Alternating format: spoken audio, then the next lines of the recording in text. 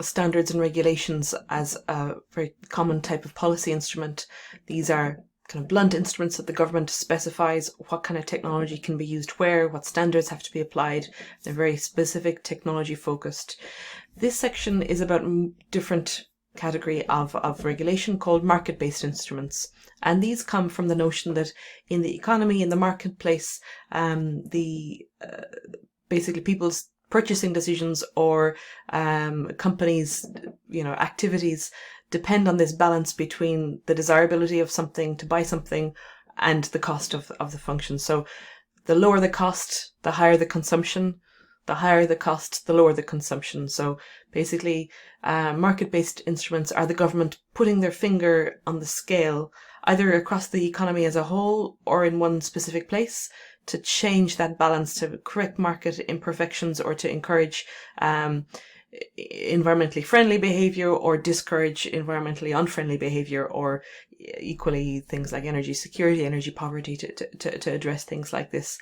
So basically increasing the cost of less desirable things, decreasing the cost of more desirable things to achieve certain outputs. And the most common type of market-based instrument for reducing greenhouse gas emissions is the carbon tax. So I call market-based instruments carrot or stick. So either dangling a carrot in terms of a subsidy, lowering a cost, or a stick in terms of increasing the cost of something undesirable. So carbon tax is a stick. It discourages behavior.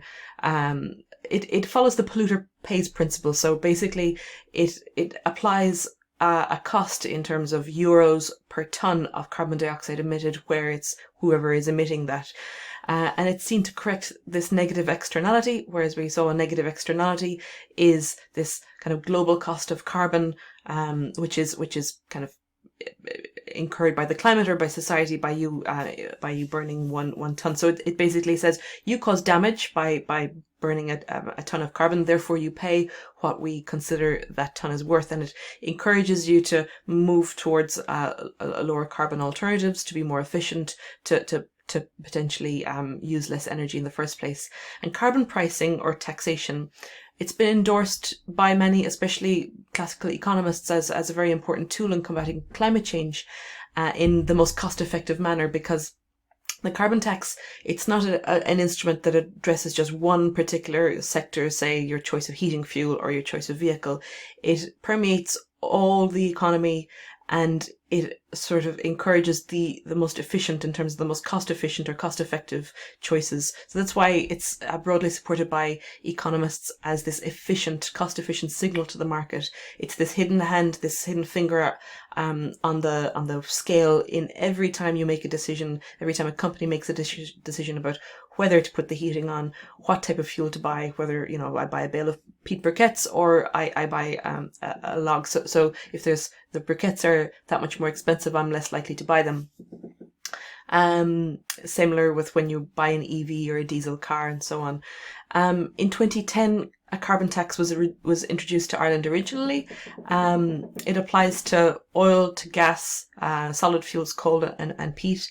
And it has increased annually in the last number of years, and it's committed to €80 per tonne of CO2 tax by 2030, steadily increasing, giving that kind of clear market signal every year. In the recent budget in 2021, the carbon tax on fuel increased by €7.50, so it's now €33.50 per tonne, and that will increase again every year until we reach €80 per tonne. Potentially that will increase to €100 per tonne, which I think is in the programme for government. The benefit of the carbon tax is that it allows, first of all, it's cost effective, but also it allows flexibility. It allows the sort of market, the hidden hand of the market, to find the cheapest abatement across the full economy. It allows companies to innovate and to especially when that price is, as I said, signaled in the future and steadily increasing. It allows companies some certainty, and they can plan what investments they'll have. It also protects government revenue, so there's the revenues coming into the government, so there's no risk that it will increase the budget massively. And so that's why it has broad support. A risk or a downside of the carbon tax, and the reason that it's a lot, there are a lot of detractors, is that it increases the cost of energy for people. And because it affects the poorest people the most proportionally to their income, it's seen as a regressive tax. If it's just a raw tax. However, depending on how the revenue is recycled, it's called revenue recycling. Basically, how the government uses that carbon tax, they can choose to use that tax to kind of give it back to poor people or invest in energy efficiency savings to make it not so regressive. So there's ways that the carbon tax can be designed very effectively to not be regressive. And in many jurisdictions that is being done. In Ireland, a lot of the revenue is being ring fenced for efficiency programs and social housing, and increasing the fuel poverty allowance, the fuel allowance for people on social welfare. So there's a strong conscientiousness of that. A related sort of stick type instrument is called cap and trade scheme, or emissions trading, or emissions permit trading. So in an emissions trading scheme, the government sets an overall limit on emissions at the national level, or for a sector or for a region, and it defines permits. Those permits are also called allowances. And basically a company has to hold enough permits to match what it emits. The government usually it tends to focus mainly on large companies, large industry, like heavy industry and power generation.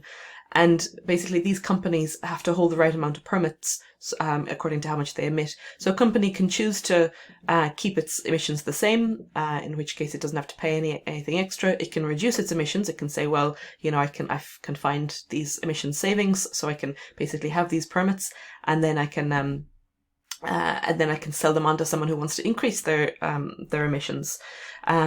The government then, or the scheme, typically reduces the amount of permits allowable every year to reduce overall emissions. So that basically describes it here. Polluters or emitters have to match the permits with emissions. If they want to increase the emissions, they have to buy permits from another emitter willing to reduce their emissions. So again, this is sort of favored by economists because it's efficient. It's not the government telling you have to, this company over here has to invest in that technology. It allows this sort of natural innovation and most efficient savings. It is very effective for those reasons. It's flexible. There are also certain emissions reductions.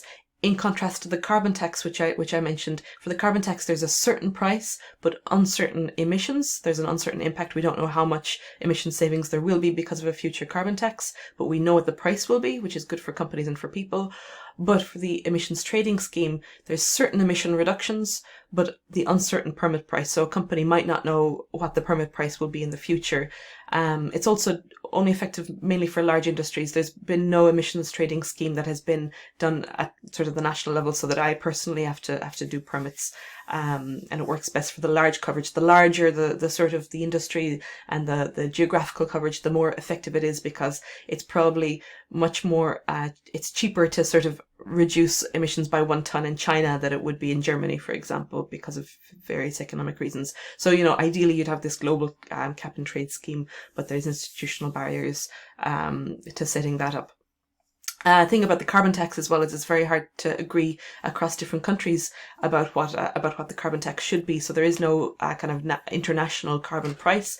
You get the countries setting their own carbon tax, which is problematic in that if we have a carbon tax in Ireland, there's risk that high emitting companies will flee to jurisdictions without a carbon tax where it's cheaper for them to operate. So that's where you get suggestions of border tax adjustment. So if you're importing goods from a country without a carbon tax, then we should kind of impose an extra tax on those. One disadvantage of the emissions trading scheme, and this comes from the EU, the EU emissions trading scheme is the largest in the world, and a fair share of Irish emissions are covered under that, especially under power generation. This is the price of the EU emissions trading permits. So if you yourself, if you wanted to actually buy an emission permit, a ton of CO2, here it's worth about €30 now. But it had been down to, less than €5 years ago, especially when there are recessions and activity reduces. So there are some sort of environmental groups can even buy up permits here and so that other companies can't emit, which is an interesting thing. For example, then if there's a recession or if demand drops, then the price drops because it's a function of supply and demand. So those carbon tax and cap and trade, these are sort of economy-wide, efficient market hypothesis type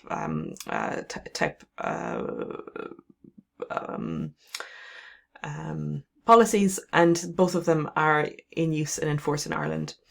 In Ireland as well, there's a significant number of the other type of approach, this kind of what I call carrot, these kind of dangling a subsidy or a grant for people. So these are grants, grants are kind of one-off monetary benefits to businesses or householders to offset the cost of a specific technology that that the government wants you to invest in. For example, since 2000, the government has supported a range of programs to upgrade the energy efficiency of the existing housing stock. We saw before that there are regulations on new builds, but in terms of the efficiency of new houses, but houses last for many decades.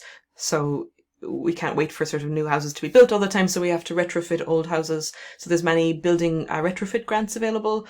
In the SEAI, the Sustainable Energy Authority of Ireland, administers many of these schemes, the Better Energy Home Scheme, Better Energy Warmer Homes, some focused on social housing, some focused on the rental sector. So basically, if you want to buy a solar panel, if you want to install triple glazed windows or put in attic insulation, you can apply for a grant to reduce the cost of that through SEAI, and these are things that kind of reduce that financial barrier.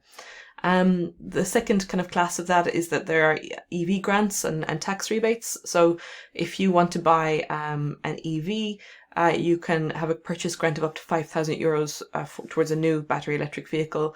You can get a grant of €600 for a home charger. There's also grants for public authorities to put public charge point schemes. You can get tax relief for EVs. So these are subsidies basically to encourage you to buy EVs, specifically these types of vehicles. The potential downside, obviously the potential upsides of these is that it makes low carbon technologies more affordable for people, and it encourages the uptake. Potential downside is that it can lack control over costs and the level of uptake. So, the government, once it introduced this scheme, it doesn't actually know how many people will take it up. So it could be completely overrun with applications, and it could be a huge cost to the exchequer.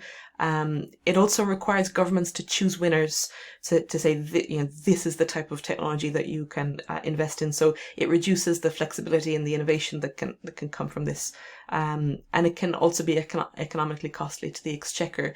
It's not as seen as kind of when you're talking about regressive taxes like carbon tax, these aren't often seen as regressive, but if kind of rich people can afford an EV grant or a building retrofit grant and poor people can't afford that, then these can also be regressive in that they can sort of they can be taken up mainly by richer people. So the discussion around regressive or not, or progressive taxation should also cover these types of schemes, but it's complicated. Another one class of these types of instruments of subsidies basically are feed-in tariffs. And feed-in tariffs, FITs, are designed to accelerate renewables access to the electricity market. They're basically a specific subsidy for renewables generators when they sell renewable electricity to the grid, and they offer long-term contracts to renewable energy producers. They aim to kind of change the balance of cost between fossil fuels and renewables, and they can encourage early innovation and encourage less developed forms of renewable electricity to encourage technology cost reductions in the future. So they've been kind of huge. Basically, the deployment of wind and solar across the world has been largely supported by government policy, and this is one of the main policies, one of the main sort of incentives for renewables.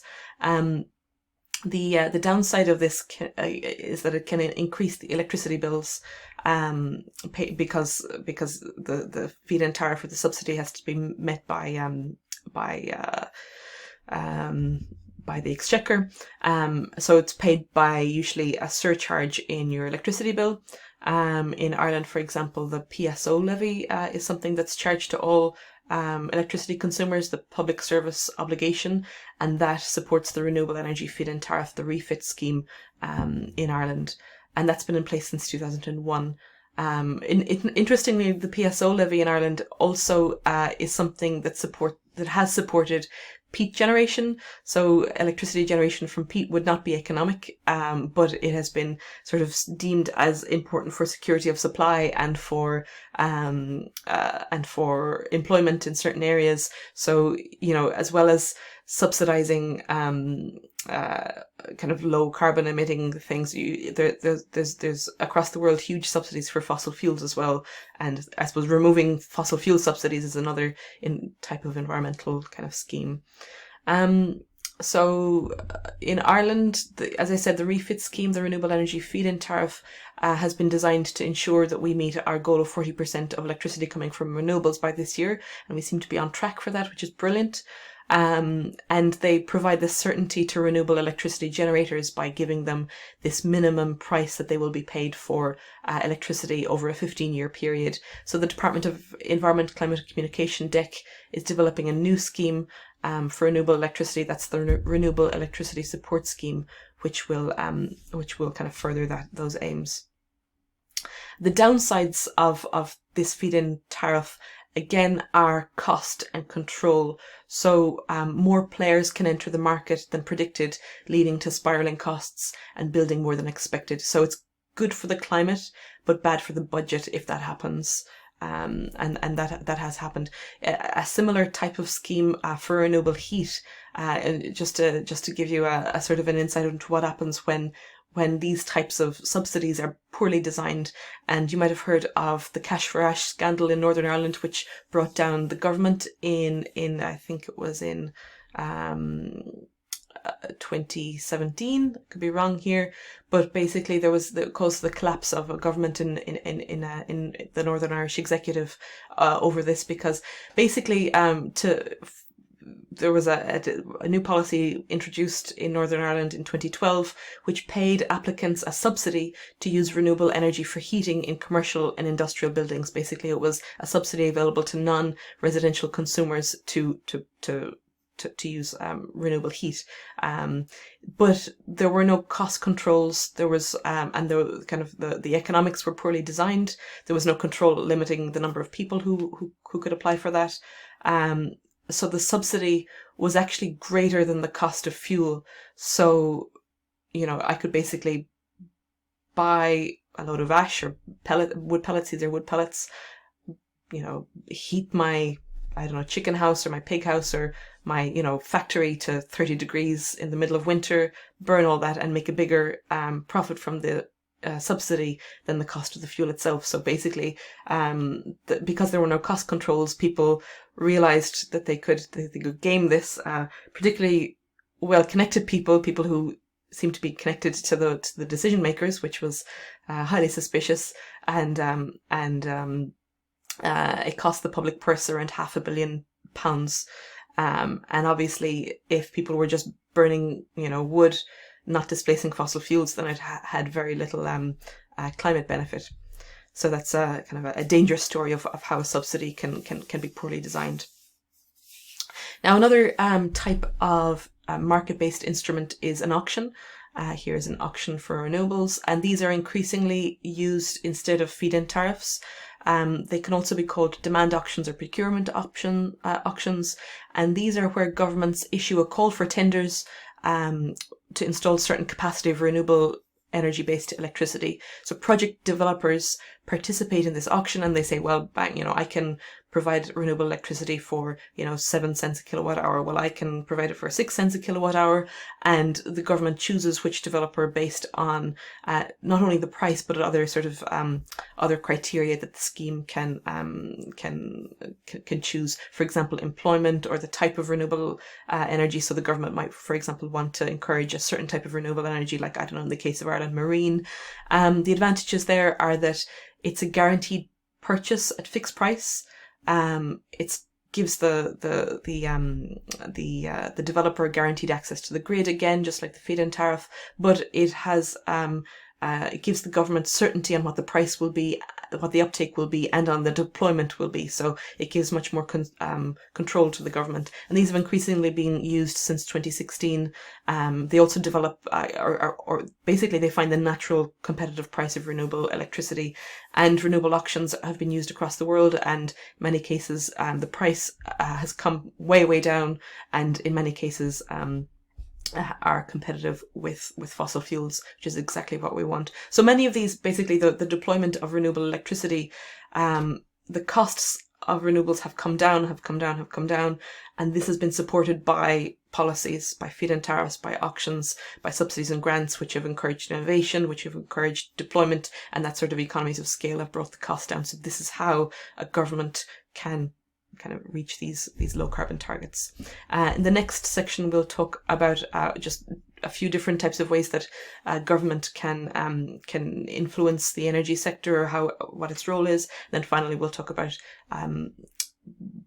co-benefits and trade-offs for different types of policy.